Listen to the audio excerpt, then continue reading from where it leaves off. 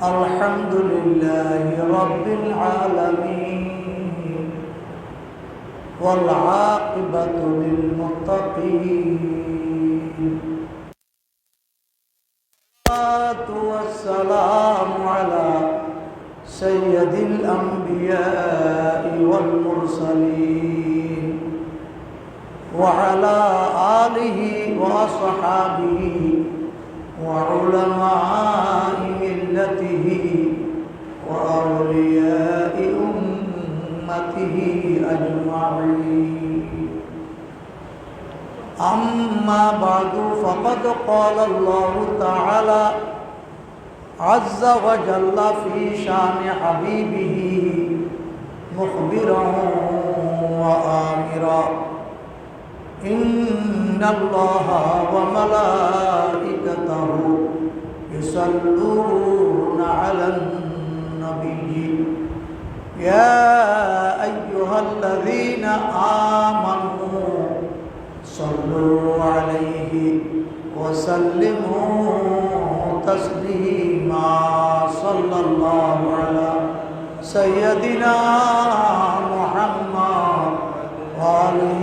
وأصحابه وسلم صلاة يا رسول الله عليكم سلام يا حبيب الله ترك عشق مصطفى سامانيوس بحر بردر بوشيدا مانيوس صلاة يا رسول الله عليكم سلام یا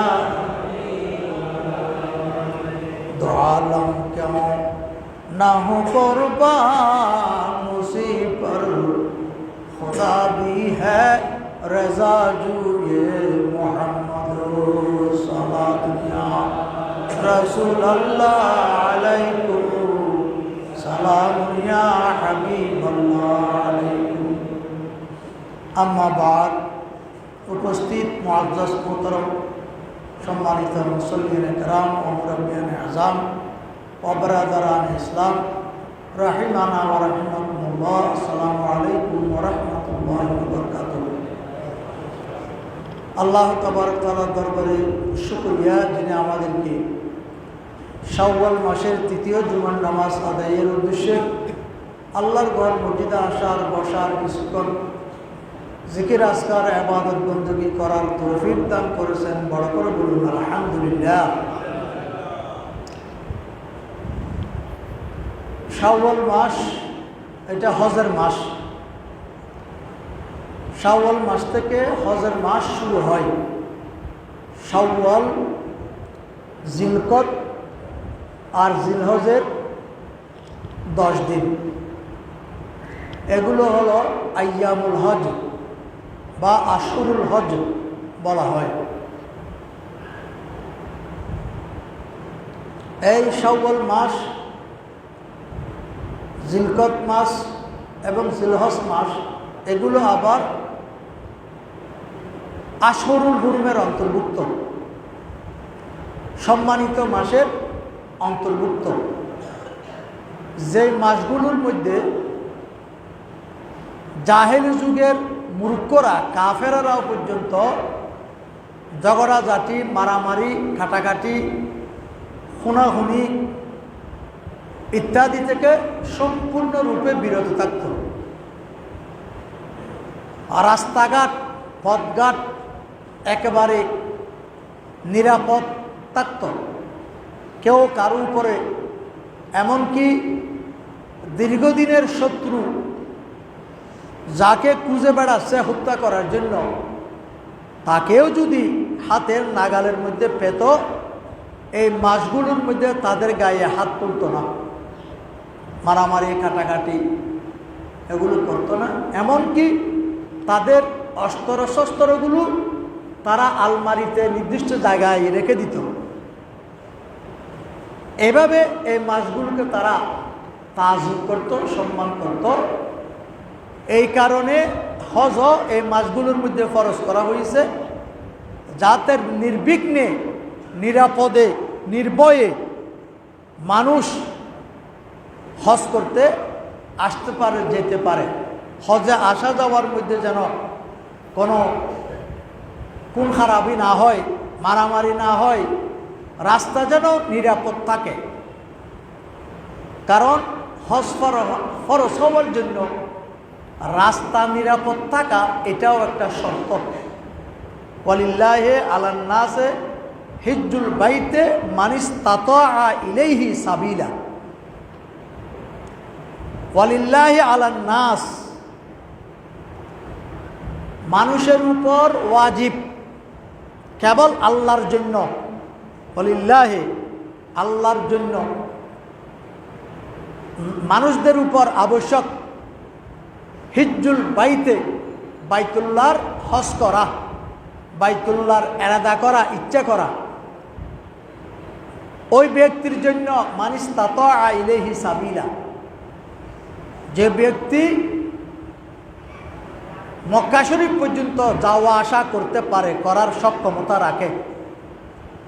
তো যাওয়া আসার সক্ষমতাটা দুই ধরনের,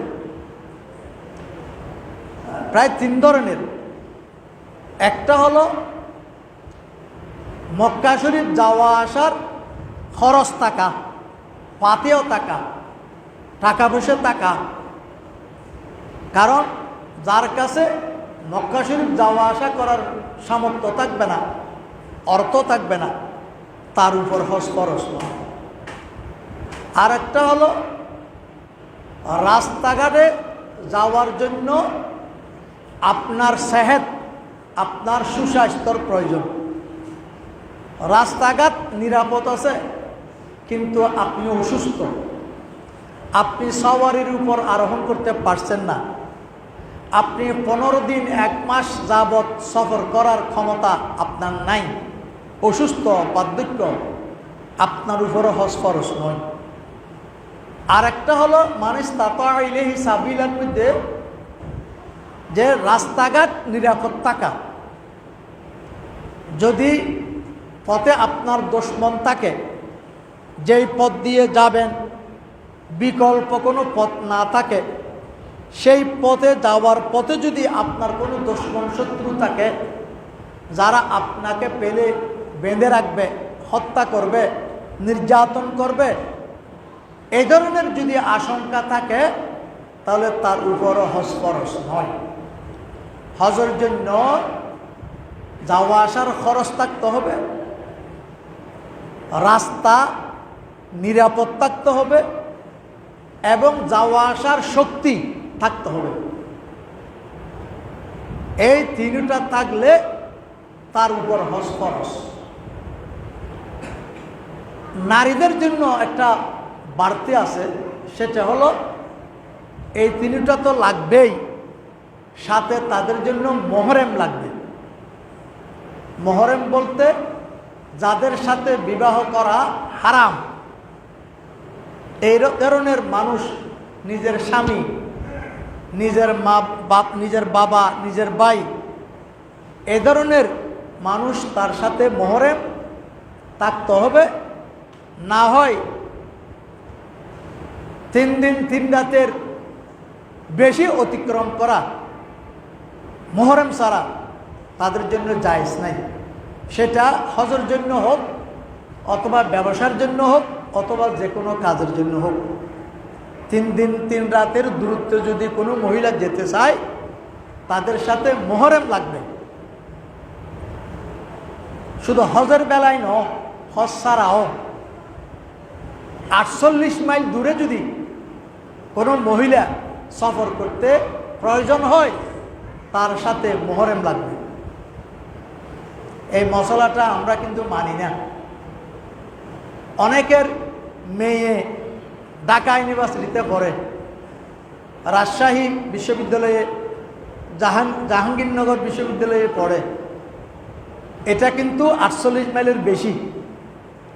সে 48 মাইলের বেশি যদি আপনার মেয়েকে, বোনকে যেতে হয়, তাহলে সঙ্গে একজন ভাই, মোহরম ব্যক্তির সাথে থাকতে হবে। বাবা অথবা ভাই সঙ্গে যেতে হবে, গিয়ে ওখানে রেখে আসতে হবে। একা একি সফর করা, 48 মাইলের অতিক্রম করা কোনো মহিলার জন্য এটা জায়েজ নাই। এই মশলাটা হয়তো অনেকে জানে না, অথবা জানলেও এটার উপর আমল করে না। 48 মাইল দূরে যদি কোনো মহিলাকে যেতে হয়, তার সঙ্গী হিসেবে সফরের মধ্যে মুহররম ব্যক্তি থাকা আবশ্যক। ঠিক হজের ক্ষেত্রেও মহিলাদের জন্য মুহররম লাগবে। হজ ইসলামের 5টি অত্যাবশ্যকীয় ফরজের মধ্যে অন্যতম একটি ফরজ, সেটা হলো হজ। হজ ফরজ হয়েছে, যদিও বা বিভিন্ন মত আছে, কেউ 5ম হিজরি, 6ষ্ঠ হিজরি, 8ম হিজরি বলেছেন। তবে বিশুদ্ধ কথা হলো 9ম হিজরিতে হজ ফরজ হয়েছিল। 10ম হিজরিতে রাসূলুল্লাহ সাল্লাল্লাহু তাআলা আলাইহি ওয়াসাল্লাম হজ করেছিলেন। হজ মানুষের ইবাদত 3 প্রকার। কিছু ইবাদত আছে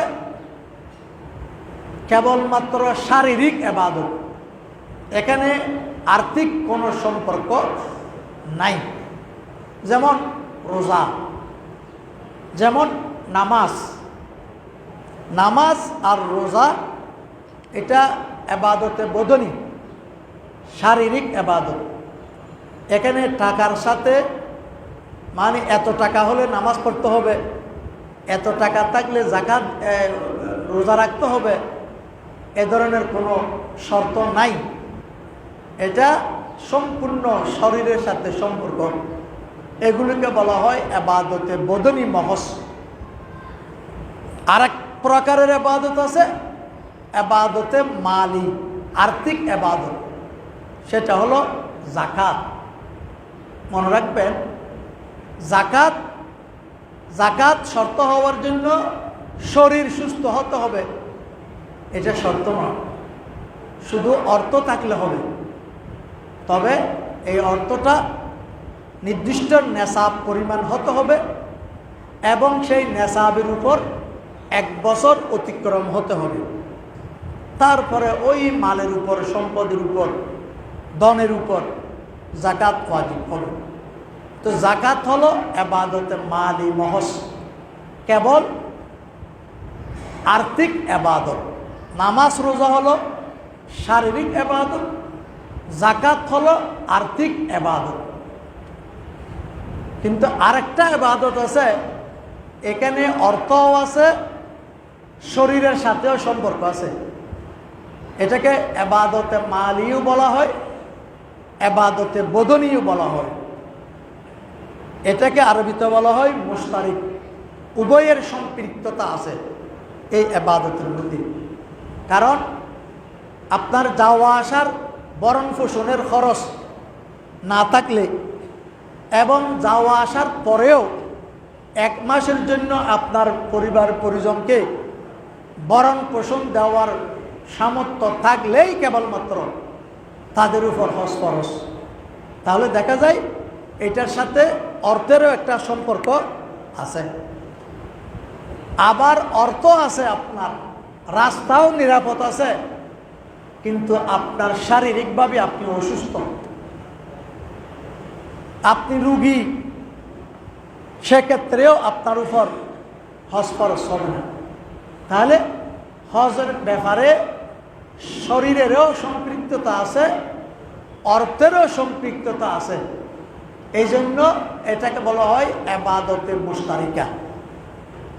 এটা মালের সাথেও সম্পর্ক, শরীরের সাথেও সম্পর্ক। তো এই জন্য যেহেতু নামাজের, রোজার, ইবাদতের সম্পৃক্ততাও হজের মধ্যে আছে, আবার যাকাতের যে ইবাদত আর্থিক, সেটারও সম্পৃক্ততা আছে। এই জন্য হজের গুরুত্বটা একটু বেশি। আবার নামাজ তো ধনী গরিব সবার উপর ফরজ, রোজা ধনী গরিব সবার উপর ফরজ, কিন্তু যাকাত গরিবের উপর ফরজ নয়। হজ গরিবের উপর ফরজ নয়, যেহেতু এই দুইটার সাথে আর্থিক সম্পর্ক আছে, অর্থের সম্পর্ক আছে, এই মালের সম্পর্ক আছে, এই জন্য এগুলো বিশেষ বিশেষ ব্যক্তিদের উপর ফরজ। আবার আরেকটা কথা আছে, হজ যদি বা ধনীদের উপর ফরজ, গরিবের উপর ফরজ নয়। শুধু ফরজ হলে হবে না, হজটাকে আল্লাহ পক্ষ থেকে হজ করার জন্য তৌফিকও দিতে হবে। অনেক মানুষকে আমরা দেখেছি কোটি কোটি টাকার সম্পদ, বেশ বেশ বড় বড় বিল্ডিংয়ের মালিক, কিন্তু দুর্ভাগ্যবশত জীবনে হজ করতে পারে নাই। হজ না করেই তাকে কবরের জগতে চলে যেতে হয়েছে। ওই আল্লাহ কবুল করে নাই। তার হয়তো এরাদাও ছিল না, ইচ্ছাও ছিল না, মনের আগ্রহও ছিল না। মনের আগ্রহটা কিন্তু এক নম্বর, আগ্রহ লাগবে, ইচ্ছা লাগবে। একটা বাংলা ভাষায় কথা আছে, ইচ্ছা থাকলে উপায় হয়। আমাদের দেশের প্রবাদ বাক্য হলো, ইচ্ছা থাকলে উপায় হয়। মানুষ যখন কোনো কাজের এরাদা করে, ইচ্ছা করে এবং সেটা করার জন্য কোশিশ করে, কষ্ট করে, চেষ্টা করে, সাথে আল্লাহর কাছে তৌফিক দেওয়ার জন্য দোয়াও করে, আল্লাহ কোনো না কোনো একটা উপায়ে তাকে ব্যবস্থা করে দেবেন। তো দেখা যায় অনেকের উপর হজ ফরজ হয়েছে, কিন্তু আল্লাহর কাছ থেকে তৌফিক পাই নাই বলে সে হজ করতে পারে নাই। আবার অনেকের উপর হজ ফরজ হয় নাই, তারপরেও আল্লাহর দরবারে দোয়া করতেন, মনে মনে এরাদা করতেন, আয় আল্লাহ, আমি গরিব হতে পারি, তুমি তো গরিব নও, তোমার কাছে তো উসিলার অভাব নেই। আল্লাহ, আমার ইচ্ছা আছে তোমার খানায়ে কাবা তওয়াফ করার, তোমার নবীকে দাঁড়িয়ে দাঁড়িয়ে সামনে রওজাকে নিয়ে সালাম আরজ করার এরাদা আছে, কিন্তু সামর্থ্য নাই। আল্লাহ, ইচ্ছা আছে, আমার সামর্থ্য নাই। আল্লাহ, তুমি আমাকে যে কোনো একটা উসিলা দিয়ে, উপায় করে দিয়ে আমাকে হজের ব্যবস্থা করে দাও। হয়তো আল্লাহ তাবারক তাআলা আপনার সেই দোয়া কবুল করে আপনাকে হজের ব্যবস্থা করে দেবেন। আপনি গরিব, হজ ফরজ হয় নাই, তারপরেও এরাদা করেছেন, আকাঙ্ক্ষা করেছেন, আল্লাহর কাছে দোয়া করেছেন, আল্লাহ কোনো না কোনো একটা উসিলা দিয়ে, মাধ্যম দিয়ে আপনাকে হজের ব্যবস্থা করে দিবেন। যেহেতু আপনি এরাদা করেছেন, ইচ্ছা করেছেন, আকাঙ্ক্ষা করেছেন, আল্লাহর কাছে দোয়াও করেছেন। আর হযরত ইব্রাহিম আলাইহিস সালাম যখন আল্লাহর নির্দেশে বাইতুল্লাহ শরীফ নির্মাণ করে জবলে আবু কুবাইস পাহাড়ে উঠে ওয়াআযিন লিন-নাসি ফিল হজ্জে, আল্লাহ বলেন, এই ইব্রাহিম, তুমি এখন মানুষদেরকে হজে আসার জন্য ঘোষণা করো। ওই ইব্রাহিম আলাইহিস সালামের ঘোষণা, এটা যদিও বা ইব্রাহিম আলাইহিস সালামের মুখে ঘোষণা করেছিলেন, আসলে এই ঘোষণাটা ছিল কার? আল্লাহ। শুধু ইব্রাহিম আলাইহিস সালাম, মুখটা ইব্রাহিমের ছিল। এই যে আমরা এই মাইকের কথা বলতেছি, ওই কথা হলো আমার, কিন্তু মাইকে এটাকে বড় করে অনেক দূর পর্যন্ত পৌঁছাইয়ে দিচ্ছে। ঠিক হজের ঘোষণাটা ছিল আল্লাহর। ইব্রাহিম আলাইহিস সালাম তার জবান দিয়ে এটা বের করেছেন। আল্লাহ ইব্রাহিম আলাইহিস সালামের এই আহ্বানকে সমগ্র পৃথিবীতে পৌঁছিয়ে দিয়েছিলেন। শুধু পৃথিবীতে নয়, যারা মায়ের গর্ভ ছিল তাদের কাছেও এই আওয়াজ পৌঁছিয়ে দিয়েছিলেন।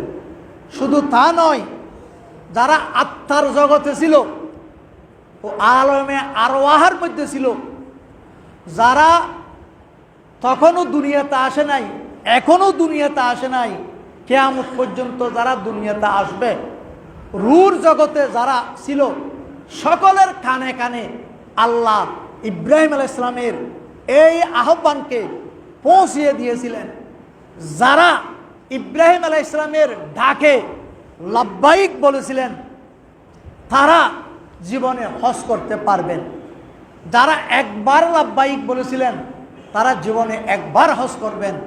যারা যতবার লব্বাইক লব্বাইক আল্লাহুম্মা লব্বাইক বলে ইব্রাহিম আলাইহিস সালামের ডাকে সাড়া দিয়েছিলেন তারা জীবনে ততবার হজ করার সুযোগ লাভ করবেন। বড় করে বলুন সুবহানাল্লাহ। তো হতে পারে ওই ধনী ব্যক্তি ওই ইব্রাহিম আলাইহিস সালামের ডাকে লব্বাইক বলে নাই, সেই কারণে তার তৌফিক হয় নাই। তো এই জন্য হজ এটা নসিবের ব্যাপার, হজ এটা নসিবের ব্যাপার। আবার অনেক ব্যক্তিকে দেখেছি হজ করার জন্য সব কিছু করে ফেলেছেন, হয়তো যাওয়ার আগে অসুস্থ হয়ে গেছে, যেতে পারে নাই, তখন আরেকজনের মাধ্যমে বদলি লোক পাঠাই দেয়। কাফালাদের কাছে এরকম লোক থাকে। আবার সব কিছু প্রসেসিং করে ফেলেছেন, হয়তো যাওয়ার আগে ইন্তেকাল করে গেছেন। আবার এরকমও দেখেছি হজেও গিয়েছেন, সেখানে গিয়ে হয়তো মাথা খারাপ হয়ে গেছে, কোথায় হারিয়ে গেছে, এরকমও আমরা দেখেছি। মোট কথা হলো এগুলো নসিবের ব্যাপার, তকদিরের ব্যাপার।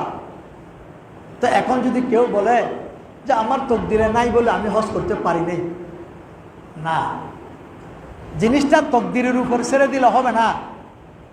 তকদিরের পাশাপাশি তদবিরও লাগবে।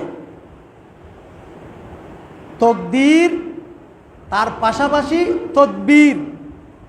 আপনি যদি বলেন রিজিকের মালিক আল্লাহ, ওয়ামা মিন দাব্বাতিন ফিল আরদি আল্লাহু রিজকুহা, 12 পারার মধ্যে আছে আল্লাহর দুনিয়ার মধ্যে যত বিচরণশীল আছে সবগুলো রিজিকের মালিক কে? আল্লাহ। তো আল্লাহ যদি রিজিকের মালিক হয়, আমি কেন কষ্ট করে চাকরি করব, ব্যবসা করব, কাজ করব, আমি ঘরে বসে থাকবো, আল্লাহ রিজিক আমার ঘরে এসে আমার বুকে ভরে দিবেন? না, রিজিকের মালিক আল্লাহ, এটা তকদিরে আল্লাহ লিখে দিয়েছেন আপনার রিজিক কত।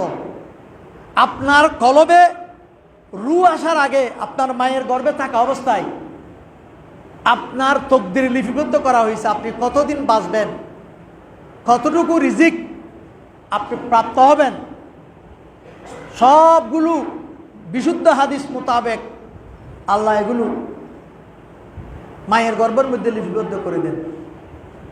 তো এখন রিজিক আর রিজিকু মকসুমুন, রিজিক হলো বঞ্চিত, এটা বন্টন হয়ে গেছে। তাই বলে আমাকে বন্টনের উপর নির্ভর করে বসে থাকলে হবে না, আমাকে তদবির করতে হবে, আমাকে কষ্ট করতে হবে, আল্লাহর রিজিক তালাশ করতে হবে। আল্লাহ বলেছেন ফান্তাশিরু ফিল আরদে ওয়াবতাগু মিন ফাদলিল্লাহ, তোমরা জুমার নামাজ আদায় করার পরে মসজিদে বসে থাকিও না, তোমরা পৃথিবীতে ছড়িয়ে ছিটিয়ে পড়ো। ফান্তাশিরু ফিল আরদে, তোমরা ছড়িয়ে পড়ো পৃথিবীতে। ওয়াবতাগু মিন ফাদলিল্লাহ, ফাদলিল্লাহ মানে রিজিকিল্লাহ, তোমরা আল্লাহর রিজিক অন্বেষণ করো। রিজিক অন্বেষণ করা এটাও ইবাদত। আপনার পরিবারের মুখে, আপনার ছেলে সন্তানের মুখে এক লোকমা খাবার যে আপনি মুখে তুলে দিচ্ছেন, এটাও আপনার আমল নামার মধ্যে সৎকার সওয়াব লিপিবদ্ধ হচ্ছে, এটা ইবাদত, এটা সওয়াব। সুতরাং তকদিরের উপর বসে থাকলে, হজের জন্য চেষ্টা না করলে আপনাকে হজ করার সুযোগ আপনার হয়তো নাও হতে পারে। আপনাকে আশা করতে হবে, ইচ্ছা করতে হবে, প্রথমে আগে আলাদা করতে হবে। আল হজ্জু ফিল লুগাতে আল কসদু, আরবিতে যারা ছাত্র আছে তারা বুঝবে।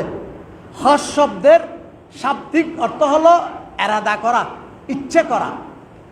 আল হজ্জু ফিল লুগাতে আল কসদু ওয়াল এরাদাতু, হজ শব্দের শাব্দিক আবিধানিক অর্থ হলো কসদ করা, এরাদা করা, নিয়ত করা। আগে আপনাকে নিয়ত করতে হবে, আয় আল্লাহ আমি আগামী বছর হজ করব। আপনি যদি নিয়তটা করেন, তখন কিভাবে করতে হবে, এখন তো সরকারের কিছু আইন কানুন করছে, 1 বছর আগে থেকে রেজিস্ট্রেশন করতে হয়, টাকা পয়সা কিছু জমা করতে হয়, পাসপোর্ট, ছবি, কিটি, আইডি কার্ড এগুলো জমা করতে হয়। তো আপনাকে এরাদা করতে হবে এবং একদম হতে হবে, অগ্রসর হতে হবে। তারপরে আপনি হজ করতে পারবেন। এরপরে যদি কোনো কারণে যদি আপনি নাও করতে পারেন, অসুখ বিসুখের কারণে, হায়াতে না কুলার কারণে, তাহলে আল্লাহর কাছে হয়তো আপনি পার পেয়ে যাবেন। আয় আল্লাহ, আমি তো চেষ্টা করেছি, তবে হজ যে বছর ফরজ হয়েছে সেই বছর হজ করে ফেরাটা উত্তম। কারণ পরবর্তী বছর আপনি বাঁচবেন কিনা তার গ্যারান্টি নেই। আজকে টাকা আছে, কালকে নাও থাকতে পারে। এই জন্য যখন আপনার হাতে এখন মনে করেন হজ করতে লাগে প্রায় 6 থেকে 7 লাখ টাকা, আর 1 মাসের জন্য আপনার পরিবারের জন্য 1 লাখ, 1.5 লাখ, 2 লাখ পরিবার অনুযায়ী আর কি। বড় ফ্যামিলি হলে বেশি লাগবে, কম ফ্যামিলি হলে 50,000 টাকা দিয়েও হয়ে যাবে 1 মাসের। তো 1 মাসের জন্য, অথবা আপনি 1 মাসের বাজার, এখন ফ্রিজ আছে, চাউল, তেল, ডাল যা লাগে 1 মাসের বাজার ঘরের মধ্যে করে দিলেন।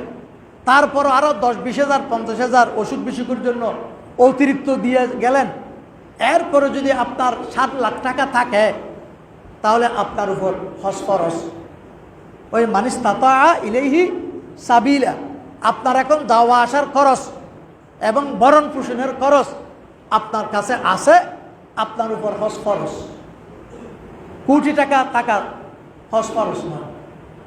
হজ আমাদের দেশে অনেকে বলে যে আমার একটা বিল্ডিংয়ের কাজ চলতেছে, এটা শেষ করে যাব। আরে বাবা, এটা শেষ করতে করতে তো আপনি মারাও যেতে পারেন। আমাদের বিল্ডিং, যারা, আমি যে বিল্ডিংয়ে থাকি, এই বিল্ডিংয়ের মানে বিল্ডিং বানানোর এমনি 7-8 জনে মিলে বিল্ডিং করেছেন, কিন্তু বিল্ডিংয়ের কাজ করার দায়িত্ব ছিল 3 জন।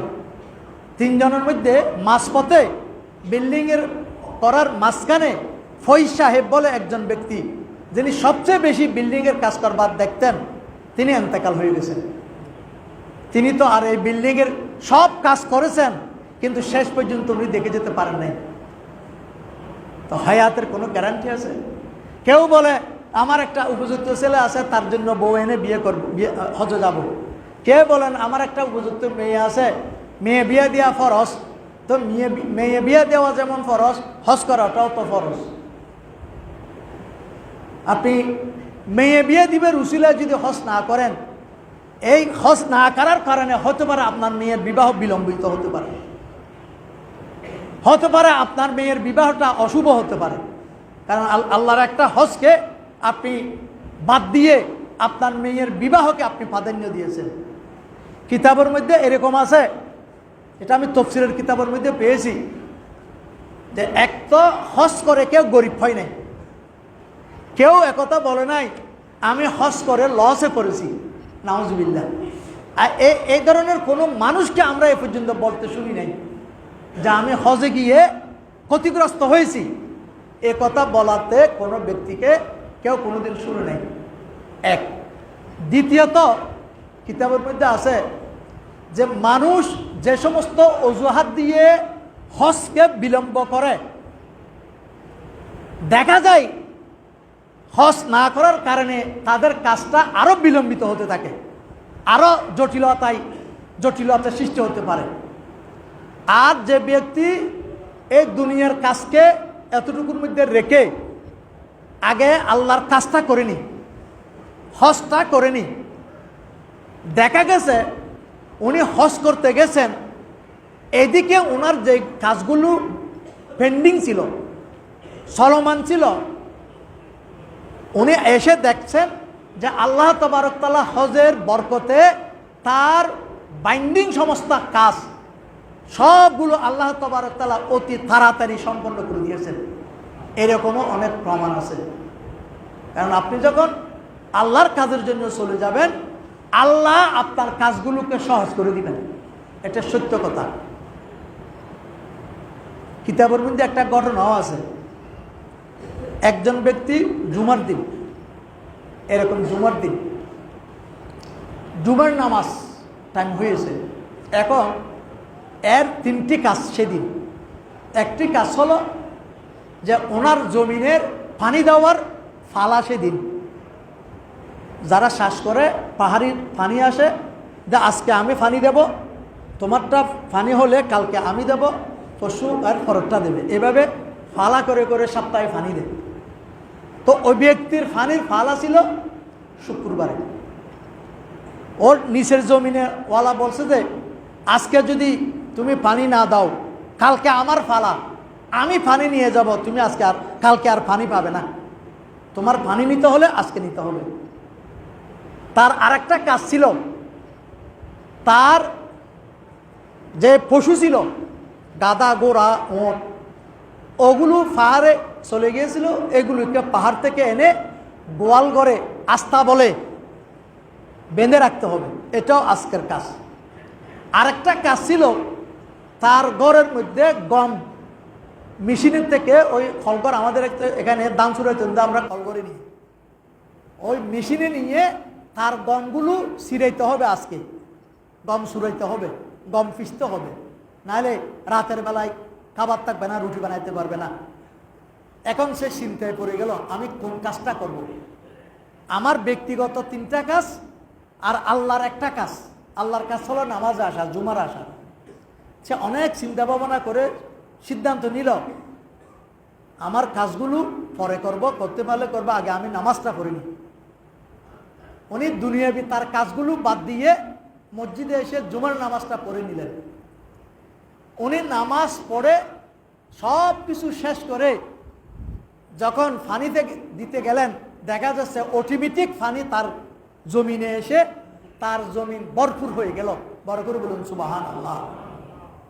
এবং পশুগুলো গেলে দেখলো তার সমস্ত পশুগুলো আপনা আপনি নিজে নিজে, হয়তো আল্লাহ ফেরেশতাদেরকে দিয়ে এগুলো করাইয়েছেন, আপনা আপনি তার পশুগুলো তার আস্থা বলে গোয়াল ঘরে এসে প্রবেশ করে সেখানে রয়ে গেছে।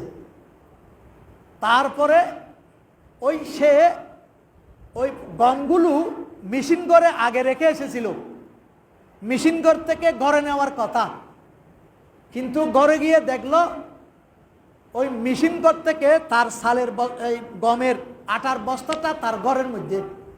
স্ত্রীকে জিজ্ঞেস করলো, এটা এখানে কেন? এটা তো মেশিন ঘরে ছিল। বলে যে একজন ব্যক্তি এটা মাথায় করে নিয়ে যাচ্ছে, আমি আমাদের প্যাকেট দেখে চিনে ফেলেছি এটা আমাদের। তাকে বললাম এটা তো আমাদের, আপনি কোথায় নিয়ে যাচ্ছেন? তখন মাথা থেকে নেমে ও লোকটা দেখতেছে যে ও বলে আমাদেরটা নিয়ে এসেছে।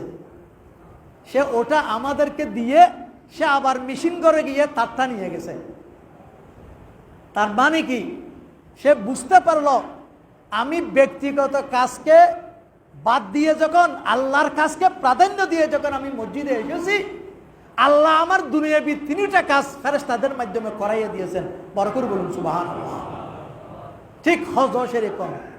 হজ যখন দুনিয়াবি সব কিছু বাদ দিয়ে আপনি আল্লাহর জন্য যখন হজে চলে যাবেন, তখন আপনার জন্য কোনো কাজ আটকে থাকবে না। আল্লাহ গায়েবী ফেরেশতা, রাজালুল গায়েব, অদৃশ্য ব্যক্তিদের মাধ্যমে আল্লাহ আপনার কাজগুলো আপনার চেয়েও সুচারুরূপে সুসম্পন্ন করে দেবেন। আপনি এসে দেখবেন যে আল্লাহর রহমতে তো আমার কোনো কাজ আমার কারণে আটকে থাকে না, কষ্টে পড়েন নাই। এই জন্য দুনিয়াবি কাজকে বাহানা দিয়ে আল্লাহর কাজকে বিলম্বিত করবেন না, হজকে বিলম্বিত করবেন না। হজ তাৎক্ষণিক আদায় করা, এটা ইমামদের মতে আফজল, উত্তম। বিলম্বের কারণে যদি ছুটে যাই, না করতে পারেন, তাহলে আপনি গুনাহগার হবেন।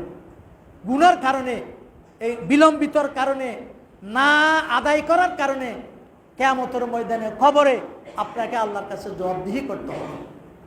সুতরাং হজ একটা বড় ইবাদত। নামাজ পড়লে কাউকে নামাজি বলে না, রোজা রাখলে কাউকে রোজাদার বলে না, জাকাত দিলে তাকে জাকাতদাতা বলে না। কিন্তু জীবনে একবার হজ করলে তাকে কি বলে? হাজি সাহেব, আলহাজ। তার নামের আগে একটা লকব এসে যায়, সেটা হলো আলহাজ, হাজি সাহেব। তার কত সুন্দর একটা লকব। শুধু একবার হজ করলে তার জন্য একটা লকব হয়ে যায়।